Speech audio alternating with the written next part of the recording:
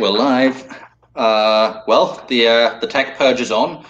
I think you and I both saw this coming. I've been covering this for 4 years now. Actually, been covering for 5 years. I started covering tech censorship before Trump even won the GOP nomination. And you and I probably both saw the same thing. You worked in Silicon Valley.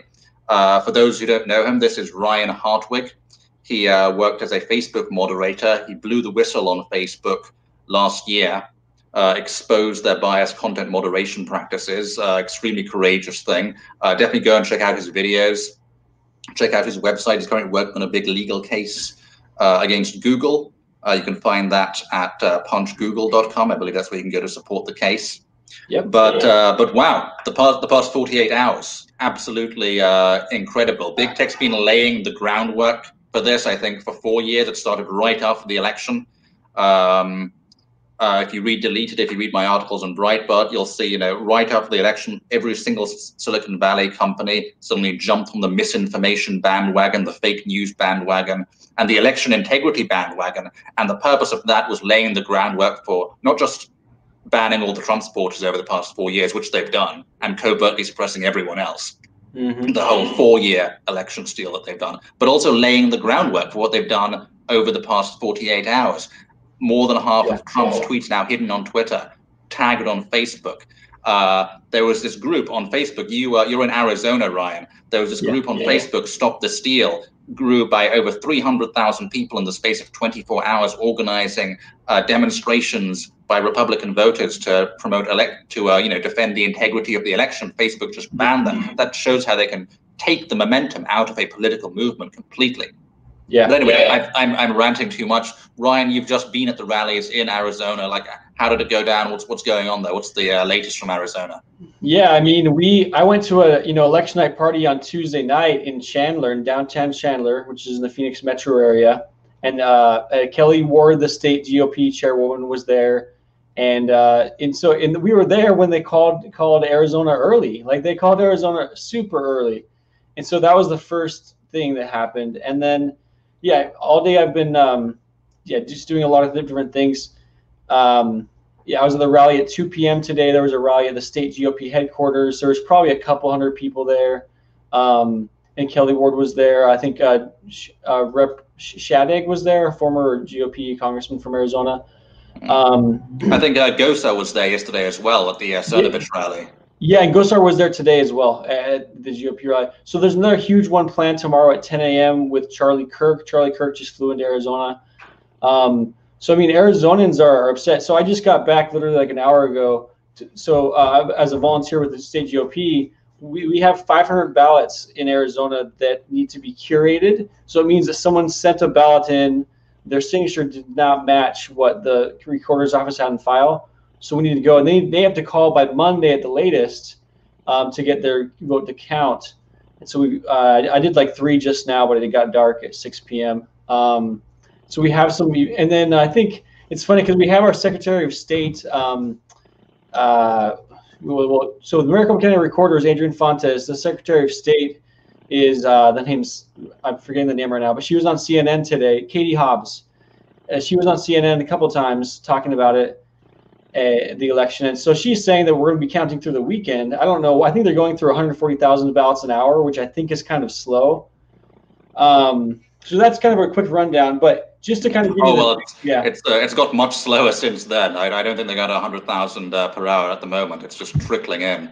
Yeah, it's really slow, and that's not acceptable. But so just to give you guys a quick run, like Allum said. We were both on Tim Pool the same week, actually, I think 2 weeks ago. But to give you guys the big picture, Allum gave some background on this big tech coup. I started working for Facebook in 2018, March of 2018, here in Phoenix as a contractor. So, like, you heard Zuckerberg's testimony last week. Like, Facebook is spending billions on content moderation. Twitter didn't know how much, Jack Dorsey didn't know how much they're spending. He's like, well, we have flexibility when it comes to that. So the thing is, they told us when they hired us, they're like, hey, yeah, we're moving all of our content moderation to the US. The contract with my company alone, Cognizant, was worth $200 million. So when you add that up, I mean, that's a lot of money they're spending. And they told us, they were brought U.S. content moderators to moderators to the U.S. to prevent Russian interference. That's what they told us. Because we asked, like, hey, why are you guys spending so much money? Why did I get this job? I'm grateful for the job, but that was the reason they gave. Russian interference, I mean, it's pretty obvious, name of this stream as well. The real election interferers are the big tech companies themselves. We're already seeing Democrat lawmakers in the aftermath of the election results coming in, calling for Trump's Twitter account to be taken down. There was a pressure group today demanding that. There was a Democrat lawmaker demanding that. While the election is still in the balance, they want them to ban Trump while the election is still in the balance, while the votes are still being counted. And Republicans are not allowed to organize in defense of election integrity because Facebook has banned the page that was allowing them to organize under the most ridiculous pretext. They said, there was a Facebook user threatening violence on the page. Okay, ban the Facebook user. I mean, how easy is it for a Democrat to create a sock puppet account, go on a Republican page, make some threats, and get the page banned? You think they wouldn't do that? Of course they would do that. So total pretext by Facebook. And Ryan, you saw this firsthand. You were a content moderator. Yeah, I deleted groups. So when I deleted groups and pages, we would go through and it'd give us like, maybe 10 or 15 pieces of content from that page or group, I think for groups. And then if more than 33% of the posts were violating, then we would take the whole day page down, and then they would get, I think, one chance to appeal. And so, and I did more of that during the in the Spanish queue and in Mexico, Latin America. So, and I monitored the Mexican presidential election in 2018, and so we were seeing how that leftist dictator won. And but yeah, elections were huge. It was a huge focal point for Facebook. The 2018 midterms were very, very important for Facebook. It was their first chance to kind of try things out. So they're having us flag any content that was election related. We put the symbol VI or type that in the comments in the tag section, and those would be sent to Facebook. But it was stuff that wasn't even violating. They for example, they urgently needed visibility into the Democrat debates in November or this past November. And so, I mean, it's not just violating stuff they're looking for. They want to know trends. And so that's what should shock people and scare people. Like, it's one thing if you want to find stuff that's violating, but they don't even care if it's violating. They want to know, we're their eyes and ears. The content moderators let Facebook know what's going on the ground level, whether it's Boogaloo that's trending or civil war or whatever it is. So they want to know political trends, not just content that violates their rules. They're keeping an eye on everyone. And we saw this actually. One of the leaks they published at Breitbart was their hate agents review list, where they basically just have a list of prominent political figures, and they've got little items next to their names of potential hate incidents. And the more hate incidents you rack up, the closer you get to getting banned. And what shocked me about that list was that many of the incidents did not occur on Facebook. This list included some of the most prominent names in the pro-Trump movement. It included Candace Owens, Bridget Gabriel. It even included, foreign politicians. There was an Australian senator on the list. But one of the examples next to his name was a rally he attended where there were so-called far-right people present. So they monitor offline behavior as well when it comes to prominent individuals. This is clearly about controlling political movements. Yeah. And you mentioned, they look for trends. They also look not just at individuals, I found, but they look at entire political movements. Because there's this thing that there's a field you can look up, a field in computer science. Every Silicon Valley company uses it. It's called network analysis. And this is how you analyze people's followers, who they're following, entire networks of people. And the original purpose of that was to identify certain groups of consumers, people who buy PlayStations, people who buy Nike sneakers. But now it's been weaponized for political purposes, because now they're looking at, people who follow accounts known for posting hate speech or posting misinformation or sharing websites known for misinformation. Yeah. And when you consider what they can do with network analysis, it's basically censoring entire political movements, suppressing them without them even knowing about it. Yeah, I have direct evidence that they were targeting, or at least they wanted to know the trends about the nationalist and separatist movements in Spain. So we know that in the last couple of years, there's been, I think Catalonia wanted to secede, or one of the states wanted to secede from Spain, and there was almost an armed conflict. And so Facebook was looking for violent posts related to nationalist slash separatist movements in Spain, and they also want us to track any kind of far right extremism throughout the world. And so it's easy for them to like just put it under the label, oh, these are like terrorist groups, but I mean they're tracking any kind of extremism. Yeah, so with yeah, they're tracking all kinds of political movements, and I have screenshots from Brazil as well, where they track political ads. But so you monitored elections around the world for this Facebook contract, Cognizant. So essentially for Facebook, have you ever seen anything like what's happening to Trump right now in terms of the censorship he's facing? Have you ever seen something like just today they banned the War Room? You know that it's a podcast / YouTube show run by Steve Bannon, a former White House administration official, and they just Twitter and YouTube simultaneously took it down. So you've got, former administration officials getting taken down. We're seeing the president himself getting censored. And the week before the election, we saw the White House press secretary get censored. So have you ever seen anything like that? Facebook do anything like that in other countries? I haven't seen it this bad, honestly. I left in February of this year. That's when our contract ended. So everybody got laid off. I'd never seen it this bad, honestly.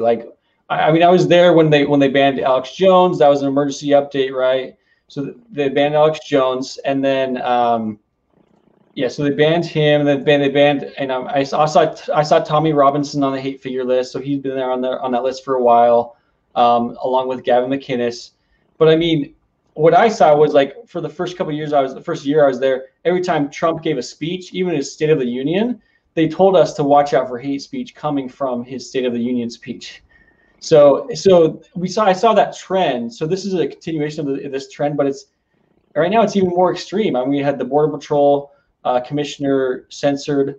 So I mean, their definition of hate speech, it's very nuanced, but it tends to. I mean, immigration is like a no-no topic. So all the Republican talking points and topics are no-nos, and it's written into the policy. So it's very hard to discuss immigration at all with the Facebook policy.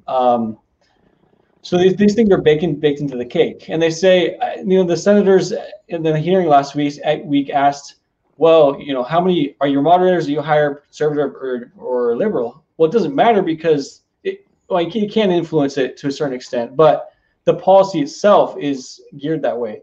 So if you're an obedient employee, liberal or conservative, you have to follow their policy, which is designed by them.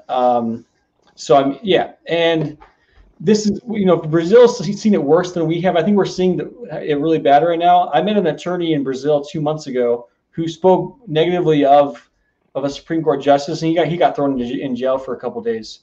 But these activists in Brazil, conservative activists, are getting their homes raided by and sent by the Supreme Court because they support right-wing news organizations. So if you get labeled as a fake news distributor in Brazil, like a congresswoman who spreads fake news, then you can get arrested, essentially.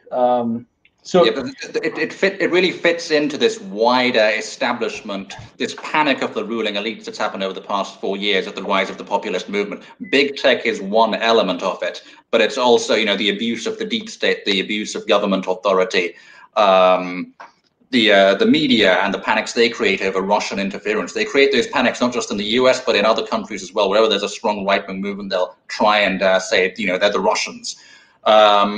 Right. So it all fits into the biggest elite backlash I've ever seen in living memory, and it's happened because of the populist movement. But there's been elite backlashes in the past, but this is new because of big tech. Big tech, these platforms, when they were open, when they were free, they allowed movements to rise up and gain momentum that challenged the establishment narrative, that challenged the corrupt establishment, and. Yeah. They saw what a danger that was in 2016, which is why, inside Facebook, I've spoken to other sources who, work at their headquarters in Menlo Park, and they said, right after the election, total panic, and the most vocal anti-Trump voices inside Facebook immediately pushed for initiatives against misinformation, initiatives against so-called fake news. This was led by the most anti-Trump people at the company, and we're seeing the results of that, because I think there was a study before the election. Well, this applies to Twitter, but it applies to all Silicon Valley companies. But there was a study before the election that showed something like 65 Trump tweets got censored by Twitter, not a single Biden tweet. So you really see the people inside Silicon Valley pushing for this were the most anti-Trump people there, and we're now seeing the results of that. And they've been caught red-handed on so many occasions. I published a Google document, an internal research document from the company called "The Good Censor," admitting to censorship. We got Google executives on tape saying they want to make the populist movement a blip in history. They've been caught red-handed on so many occasions, but nothing happens to them because, as I said earlier, it's part of a wider elite backlash. So the elites, the lawmakers who are supposed to defend the public interest, the bureaucracy, they're not going to do anything about the tech giants because they see the tech giants as their allies. I'm sure there are many Republican senators who think, the tech giants are their allies. I probably don't say it openly, but I'm sure that's how some of them think. I just want to address one quick question in the chat. Sure. Cedric says, why didn't Trump act? He had 4 years to do something about it. Well, the first reason, as I mentioned, is the deep state. The deep state just worked overtime to thwart his agenda in the first early years of his administration. There were leaks, there were saboteurs. The bureaucracy would not follow executive orders. They would not listen to what the president said. That just started to change in the last year. So Trump started to make some really good appointments. He appointed Nathan Symington to the FCC, Adam Kandayev to the NTIA. These are great people who understand the issues. Kandayev actually fought free speech lawsuits against Twitter.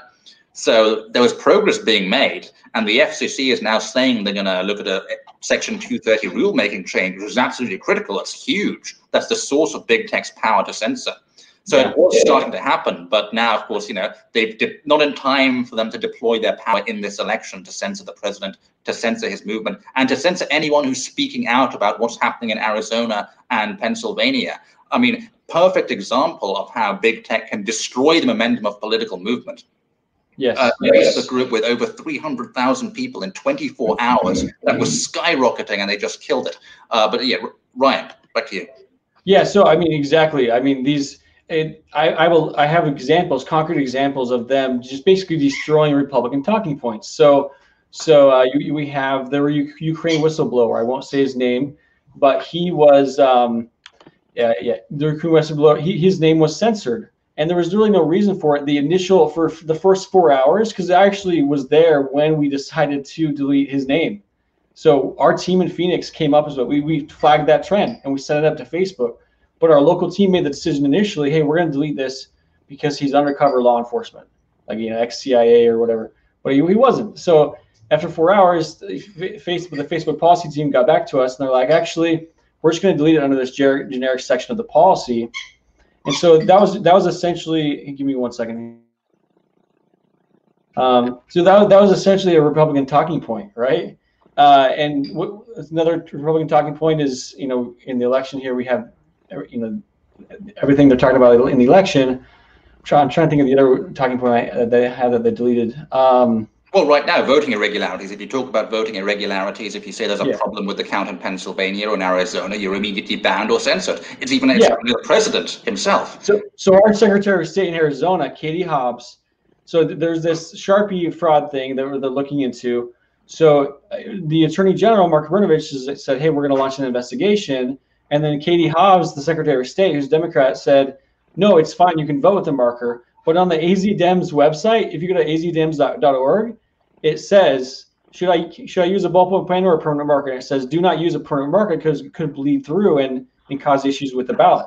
So it's like, yeah, people have been using Sharpies for a while, but I mean, why create? And the people, I've talked to eyewitnesses, people who voted in Arizona on Tuesday, and the poll workers forced them to use a Sharpie. They took away their ballpoint pens and gave them a Sharpie marker.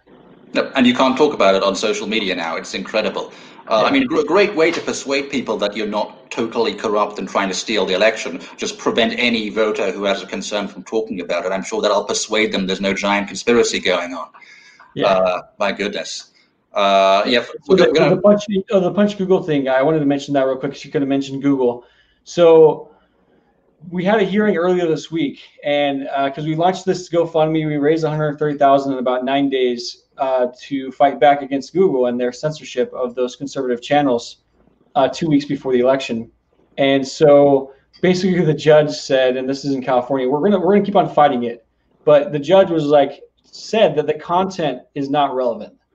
And then YouTube or Google refused to tell the plaintiffs what the content was that got deleted. So from 6 years of video, they're supposed to know what was violating. And the Google attorney referenced the fact that the FBI believes the Pizzagate conspiracy and QAnon is harmful. So that was the only answer they gave. But Google is saying, no, we didn't violate the terms of the contract. And Google said, we're not going to tell you what you did that was wrong. And so it's just totally, and then YouTube said they were exercising their First Amendment rights by censoring, I believe. So it's just totally backwards, the fact that these corporations don't have to respect contract law. I think that's the biggest thing, that you have a contract and they're not honoring it. Yeah, and part of that contract is we're not going to ban you for political reasons. I mean, they still deny it to this day in public. They say we don't ban people for political reasons. They always come up with an excuse. They always have that plausible deniability. Yeah. It's right that they do have First Amendment rights. That's true, but they also have special legal privileges that no other company enjoys. And the question is, should they be allowed to keep those legal privileges if they keep meddling in elections? They keep subverting democracy. They keep censoring ordinary Americans and wiping out years of work that citizens and businesses put into building their pages and their YouTube accounts and their Twitter accounts.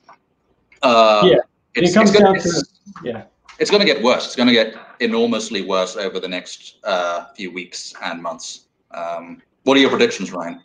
I think that for this election, for the future of big tech. Both. Okay. Well, so for this election, I mean, it's tough. I think Arizona. So Congressman Andy Biggs is saying he looked at the data and he thinks that Arizona is going to swing towards a Trump. So I mean, the Republican Party had about 3,500 well-trained poll observers who were there on election day. I was there on election day campaigning for someone running for mayor of Phoenix, Marissa Hamilton, and they had that 75-foot marker. So I was just past that, sitting down. And then I'd been there a half hour and the poll worker came out and moved that marker 20 feet farther. And so I had to move my stuff, but it was harder for me to talk to people because I was farther away. And then this poll worker came out and I asked her, hey, why'd you move the sign? And then I'm like, hey, can I take your picture? And she said, no, you can't take my picture. She threatened to call the police on me. She threatened to take my phone away for taking a picture of her. I mean, this is the time when we need transparency. We're having poll observers not allowed to see the counting. So my prediction is I really think Arizona is going to come through for Trump. Michigan and Wisconsin, I think there's going to be some legal battles with those two states. Nevada, probably as well, some lawsuits that we see that Trump has already filed lawsuits. And then long term, well, I think this shows the desperation of Twitter and Facebook and big tech, because they wouldn't expose be so open about their censorship if they weren't worried about Trump winning. So I think if Trump wins, there's going to be some very reshaping, restructuring of big tech. I really think so. Oh, I know so. The FCC is totally what's the word? I guess I can call them, they're red pilled. They're red pilled on the big tech issue, which had Ajit Pai come out and say we're going to do Section 230 reform right after they crossed the Rubicon and banned the New York Post or suspended the New York Post a few weeks before the election. So if Trump wins, there will absolutely be a reckoning for big tech, which they sorely need. They've never. It's completely unprecedented. I've been covering this for 5 years, and past 4 years has been escalating and escalating and escalating. But even for me, the events of the past 2 weeks were shocking. You check the link up there, deleted book, if you want to read about what they've done over the past 4 years. It has interviews with Silicon Valley whistleblowers. But wow, the last 2 weeks, they're now talking about taking down Trump's entire account. I mean, even just even just going through his Twitter today, I saw it was weird. I was like, okay, this one's censored. It's just unfathomable. I mean, we know he says dumb stuff, but making predictions about who wins a certain state. Now, my theory, Alan, with this. So I was looking at the map yesterday, and I was doing interviews in Portuguese in Brazil with like 30,000 live viewers. The Brazilian people are very passionate. They're very conservative. They love Trump and they love Bolsonaro. I think it's about giving the power back to the people. But I was on one of the largest YouTube conservative channels live yesterday, and man, like they want to know what's going on. So we were looking at the map, and it occurred to me, because it showed 213 for Trump, 265 for Biden. There's a strategy here. They didn't call Georgia and North Carolina or Pennsylvania yet, because it would show that Trump and Biden are close. So when Trump does go to the court or the Supreme Court or whatever it is, and if he wins the election, then it'll be the public opinion will be against Trump, because then they'll think, hey, look, Trump was way behind, then he went to the court, and now he won. So it'll kind of put in people's minds the idea that Trump cheated because he was way behind. And then but really, right now, it's pretty much tight. I mean, it's about 263 to 260 right now, if you factor in Georgia, North Carolina, and Pennsylvania. So that's something else that's kind of weird. That's an interesting point you make about them, not calling certain races because it makes it look too close. I mean, we can't confirm that for sure, but if there's one thing we've seen over the past 4 years. And I think one of the most positive things about the Trump administration, despite the deep state getting in the way of his agenda, every element of the establishment, every institution that pretended to be neutral, that pretended to be acting in the public interest, their mask has just come completely off when their power and privilege became genuinely threatened. We've seen that. Everyone's seen that. And they've thrown everything. We're going to wrap up right after this, but we've thrown everything. Unless you want to go a bit longer. Do you want to go a bit longer? We can go another 10 minutes, probably. Yeah. Okay, another 10 minutes. Yeah, might as well. But they have thrown everything at this president. Big media, the deep state, the Russiagate hoax, the phony impeachment, the smears, racist, white supremacist on TV and in the headlines every single day. You'll find someone calling him one of those things. And big tech. Big tech is the most powerful communications platforms ever created. They know everything about us. They can pinpoint messages to people depending on whether they're an undecided voter or not. They've spent 4 years destroying the momentum of the online Trump movement and invisibly censoring people by training their algorithms to go after networks and to recognize conservative speech as hate speech. They did all of that, and still the election is hanging in the balance. That I think is very positive. That's optimistic. Yeah, that's true. It's amazing what Trump's been able to do to overcome these forces. And I think the thing that struck me the most is in the hearing last week. I think was it Cruz, Senator Cruz asked Jack Dorsey, "Do you think Twitter has the ability to influence an election?" And Dorsey said no. And I was sitting there dumbfounded because I'd worked elections for Facebook for 2 years. And this year, I mean, there was about 1,000 content moderators at my location, but we were, on average, we would go through about 200 pieces of content a day. And when I talked to a news station in Canada, we were also monitoring elections in Canada. And sorry about that. We were monitoring elections in Canada. And so, like, if you look at the sheer volume just from one site here in Phoenix, 1,000 content moderators times 200 a day, that's what is that, like 20,000 pieces of content a day, and then you multiply that by all the sites they have in the US. So I mean, we're looking at hundreds of thousands of pieces of content, and then you have the AI on top of that. So they would scrape the internet for certain keywords. So one day, Greta Thunberg was being attacked. They're calling her retarded, which is not a violation of Facebook policy, but Facebook made an exception and said, hey, we're going to scour the internet. It's called they're going to scrape, do a proactive poll. We're going to do a proactive poll. So all day we got like hundreds of jobs. Yeah, proactive poll, yeah. We got hundreds of jobs that like all day we were just deleting people calling Greta Thunberg retarded. So I mean, should she have some protections? She does have protections as a minor, but she's a public figure, so she has less protections than a private individual. Well, it sounds like she has more protections. You're allowed to call everyone else on Facebook retarded, but not her. Yeah. Facebook bent over backwards to give her more protections. But if you're Caitlin Bennett, the AR-15 girl, and there's a meme with you showing you passed out drunk, supposedly, presumably you passed out drunk with feces coming out. The policy there actually tells us that we need to assume that she's a private individual and not Caitlin Bennett, because you can't see her face. But Facebook went against their own policy again, and I have like about 30 plus examples of them just like changing their own rules to favor leftist ideologies. Yeah, you did the public a huge service by coming forward with all of this. I mean, what's amazing is that you guys, like you said yourself, you monitor elections not just in the US, but also in so many countries around the world. You got Facebook content moderators who are able to influence all of these elections, and there's no transparency. We know nothing about what's going on, and we only know about what's going on because people like you come forward and tell us. So thank you for that. Yeah, you're welcome. It's been a pleasure, and it's been an honor to help everyone, and there's been a lot of positive support. I created a nonprofit corporation last month, the Hartwig Foundation for Free Speech. So I want to continue to be an activist and speak out about these issues. I have some influence in Brazil as well. I was on, and also here in the U.S., I was on Tim Pool a couple weeks ago. But yeah, with the foundation, I do accept tax deductible donations.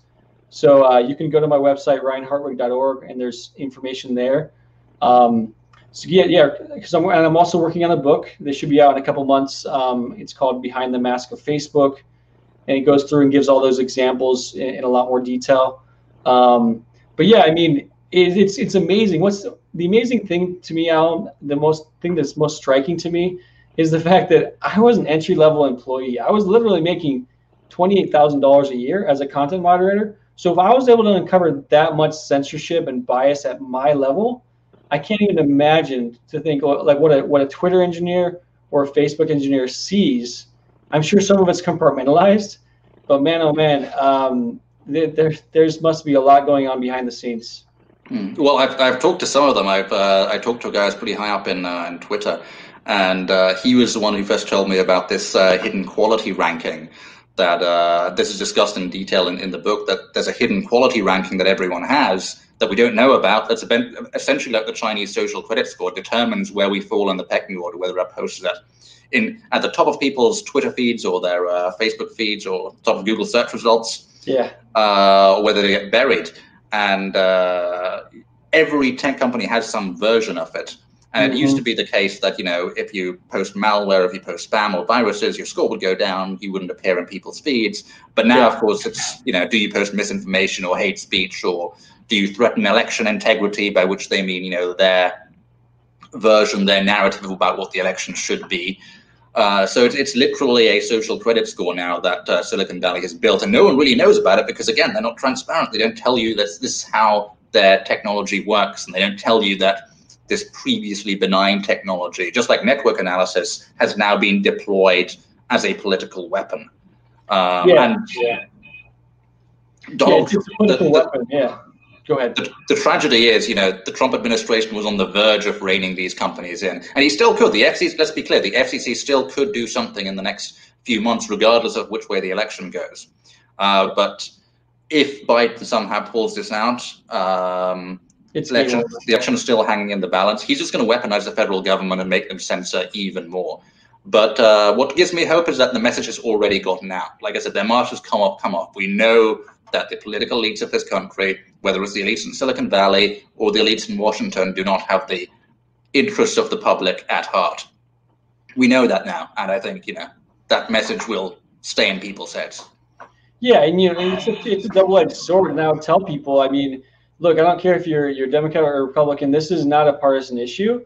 I mean, the tides could turn. I mean, there's been, there's dictators on both sides of the political aisle, and if So this tool, this weapon could be misused against them. And, 10, 15 years from now, maybe it's the leftist ideologies who are being persecuted. I don't like to play, the victim card, but let's be honest, there is online censorship against conservatives, and that's why last week there was an attorney, Senator Markey, I think, he clearly said that censorship of conservatives is a myth online, and that's really.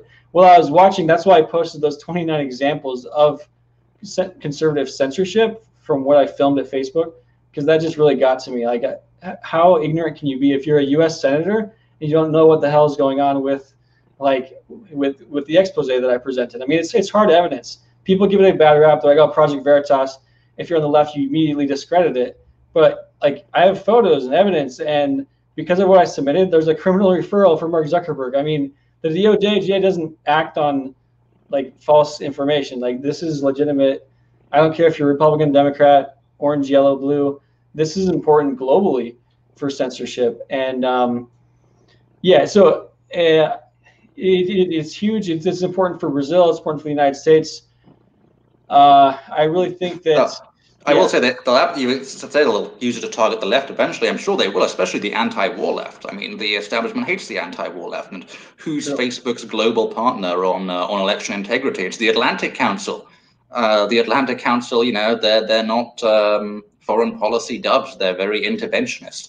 And if you think if there's a big controversy over a foreign intervention, you think the Atlantic Council is going to side with anti-war Facebook users, even if they're on the left, you've got another thing coming. Hey, Adam Townsend in the chat there. Make sure you can follow that guy. He does great periscopes as well. And yeah, I think I talked to him. Yeah. We'll wrap up shortly. Okay. But to hit on one last thing that you said, all the evidence you've given people, the Democrats are still ignoring it. Yeah. We've seen, and we have to assume they're going to continue to ignoring it because how many smoking guns, how many times have been caught red-handed? You know, Google's entire their YouTube search blacklist leaked. Zach Voorhees released a bunch of that. We released a bunch of that at Breitbart as well. We had their post-election panic session on camera recorded that we published at Breitbart. We had the Good Censor document. We had you come forward from Facebook, Zach McElroy come forward from Facebook. So many whistleblowers, so many smoking guns, and half of Congress still thinks it's a conspiracy theory, it's a myth. They know it isn't, but they think it serves their interests, so they're going to. Because right now it favors them, but when they're it's their interests over the public interest. Yeah, but when we're all locked up in jail cells with a VR headset, thinking that we're actually in paradise, then right, it's almost like this dystopian future, something like that out of the Matrix. I don't know. It's amazing how much power they wield. They really are. Facebook and Google and these companies are so powerful. I don't think the average person understands just how powerful they are. It's nothing we've ever encountered, and unfortunately, the laws from the last 20 years have not caught up with this digital revolution. Yep, people just need to keep learning about it and keep fighting. Make sure. Okay, we're gonna wrap up there, but follow Ryan Hartwig at Real Ryan Hartwig on Twitter. And thanks to everyone for joining the chat. Thanks for your questions, guys. See you next time. Thanks.